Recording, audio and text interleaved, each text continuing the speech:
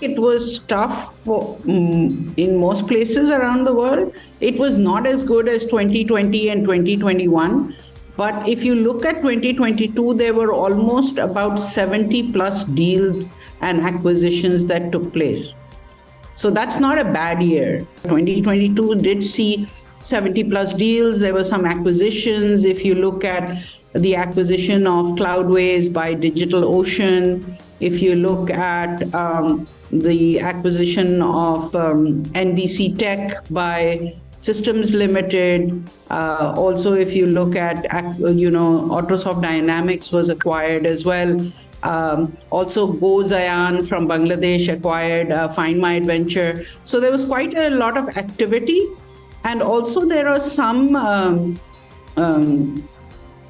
of the VCs are still saying that they are going to invest in 6 to 8 new deals in 2023. So there has been activity. So I don't think there's any reason for us to think that things aren't good. But of course, the global economy has suffered. And because of that, people are a little more careful and there is less money to throw around. Also, the Pakistan economy hasn't been doing very well. So international investors have been a little slow. But nonetheless, they haven't pulled out.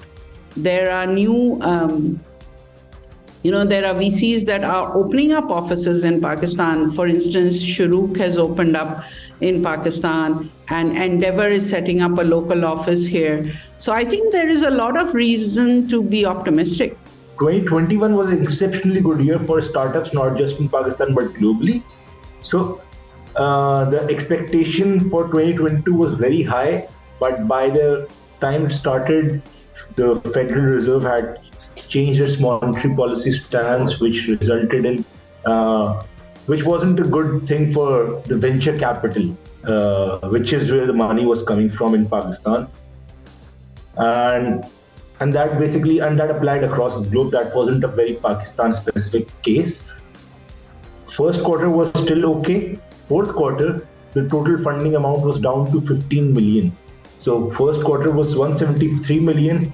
Fourth quarter is 15 million. So fourth quarter was not even 10% of the first quarter. And that's how bad the impact has been.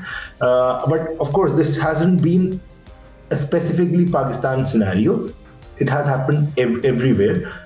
Generally, we've seen 40% decline in amounts in other markets in global funding as well. So obviously, whenever there's a market slowdown in any asset class, emerging market countries or high-risk countries are the first ones to take the plunge because they have more risk. And that happened with Pakistan as well. So that's one thing. As a result of that slowdown in VC funding, a number of startups had to shut shop. That was one factor, and the other factor was specific to Pakistan's own macroeconomic troubles. So, for example, Airlift. For Airlift, the biggest reason was obviously that their investors backed out. But for startups for companies, I wouldn't call them startup, or for tech companies like Wawa Cars or Car First, the problem was that Pakistan's auto sector has its own fair share of trouble, and whether you're digitizing it or whether you're playing in the offline space, it doesn't matter. Those auto-specific problems will follow you nonetheless. And as a result of those macro troubles, those companies pulled out of Pakistan.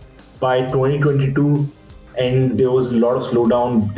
It became very difficult for businesses to continue to operate. For example, e-commerce stores have been struggling to get their inventory. There is a major electronics e-commerce store which hasn't been able to buy phones.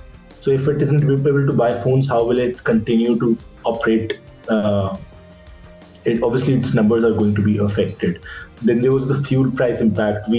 Mobility in particular has been very hard hit as a result of funding crunch, as a result of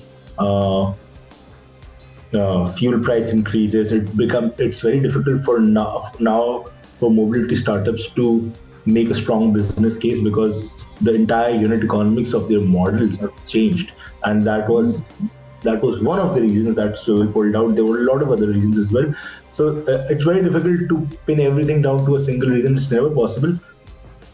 When times are really bad, that is when the startup ecosystem actually works and creates jobs and brings in investment because they are trying something different and something new.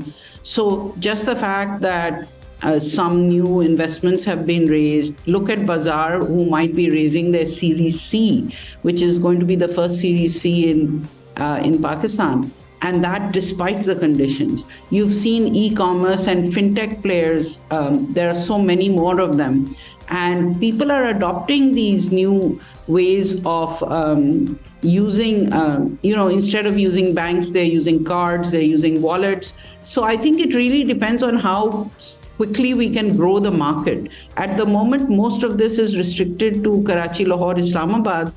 But I think as these startups expand to smaller cities, smaller towns, also the rural areas, and show how these products can be used, they will develop. And once their market share in Pakistan increases, then they can go to other markets. Some of them have already ventured into other markets in the Middle East as well as in Africa. So I have a lot of faith that things will be good, but 2023 is going to be hard for everyone globally. But I think one of the positive things is, the new licenses that have been issued for digital banks. That's also a good sign for the ecosystem because a lot of players from the startup ecosystem are also involved in this.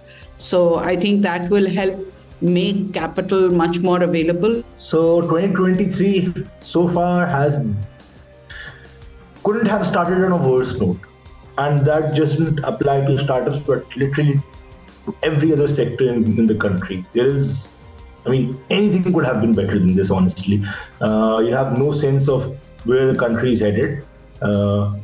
Every day there is a rumor of default. Every Thursday you look at the state bank's reserves and you see an alarming situation. And then you look at IMF program not being continued or being continued, whatever that. Every other day is and then you have the entire political drama happening in Punjab and federal, and then recently in Karachi as well. So there's a very serious sense of uncertainty in business, and that applies to startups as well, probably even more so because they're so early in their life cycle. So obviously tech companies aren't immune to any of this. And I just give an example of an e-commerce store unable to open LCs. And if they are unable to open LCs, their numbers will be impacted. And if their numbers are impacted, obviously their targets will be missed, and their targets are going to be missed. Then it will probably have an impact on their valuation as well. And that there's a value chain to this entire equation, right? In the near future, Pakistani startups will continue to face the brunt of Pakistan's macroeconomic problems. Regardless of what sector you are in, whether you're a big company like Daraz or you are a relatively smaller e-commerce store, you'll see the purchasing power declining. There will be a few deals. We might even be able to cross the numbers that we saw in 2019, 2020 in terms of funding, but that would largely be contributed by a few big companies raising money rather than a more broad-based funding activity. Yeah, I think, Bazaar for one, for sure. Then Dastagir, Jugnu, Abhi, Naya Pay, Sada Pay. These are startups that we should all watch for in 2023. It's very difficult to say which startups are going to do well.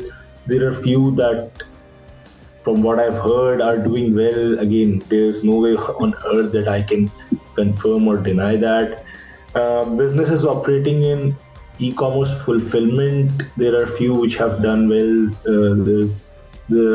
There's one which has raised money as well, apparently recently, and might announce it soon. Then there's another company, a fintech called Abhi. I've heard great things about Abhi. Apparently, they've done really, really well in promoting lending and promoting B2B financing. So that's one. Postex is another similar company, primarily working with e-commerce stores and providing them upfront cash for their orders and basically solving for their cash on delivery delays. So I've heard they recently acquired Call Courier as well. So they've expanded their logistics footprint, which should be obviously helpful in further increasing the loan book. So Abhi has done apparently really well. Then Smart Lane, there's another again. Generally, there is a logistics bias, at least in terms of logistics or fintech bias. There's a bit of that, but that's where most of the companies are in. B2B startups generally they've done well in 2022 money wise. They've been able to raise a lot of money. So those companies, B2B e-commerce companies, might have a bigger runway, a longer runway to just survive the downturn.